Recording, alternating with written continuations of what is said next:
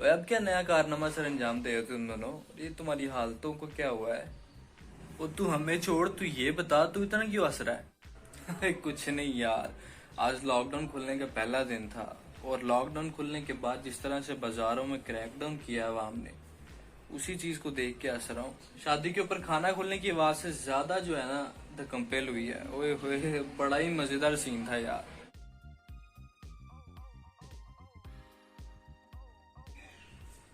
एक सेकंड, तुम्हारी हालतों से देख के लग रहा है कहीं तुम भी तो इस तमाशे का हिस्सा बनकर नहीं है। यार तू इसी से पूछ ले। उस दिन जो पार्टी से 500 रुपया बचाया था ना, सोचा था उसकी ईद की शॉपिंग कर रहूंगा, एक शर्ट ले लूंगा उसकी। और ये देखिए क्या आया हिस्से में मेरे। ओ भाई अल्लाह माफ करे, इतना रश है बाजारों में, इतना रश है, ये मानी तो दुकान के बाहर ही खड़ा हो गया। कहता खुद ही जा अंदर जाके लेके आ अपनी पसंद की शर्ट।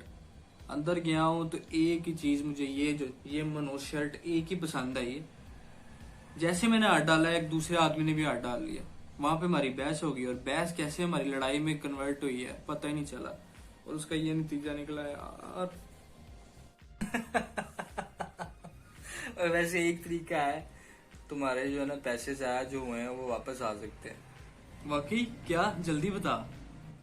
तरीका मेरी जान ये है कि यही शर्ट को पहनो और एक कटोरा हाथ में पकड़ो और बाहर चौक में जाके बैठो, तुम्हारे पैसों से ज्यादा रिकवरी हो जाएगी।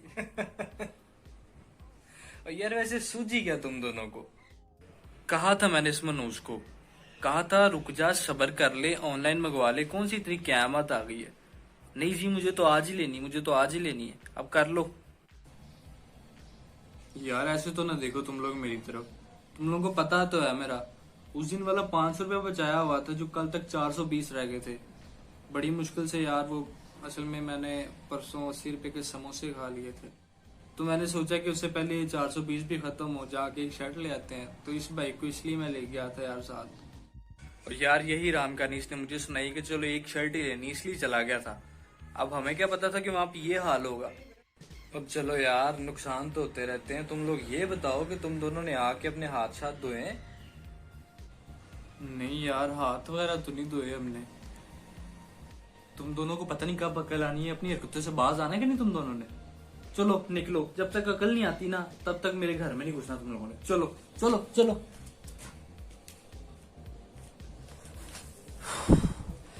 तो जनाब उनको तो मैं भगाया हूँ, लेकिन कितनों को भगाएंगे हम? थोड़ी सी एहतियात जरूरी है। अगर बाजारों में नहीं भी जाएंगे तो कोई इतना मसला नहीं है। इस ईद पे अगर पुराने अच्छे कपड़े भी पहन लेंगे तो उसमें कोई मजाका नहीं है। आप सब प्लीज घरों में रहें, सेफ रहेंगे। Be safe, stay home. Allah Hafiz.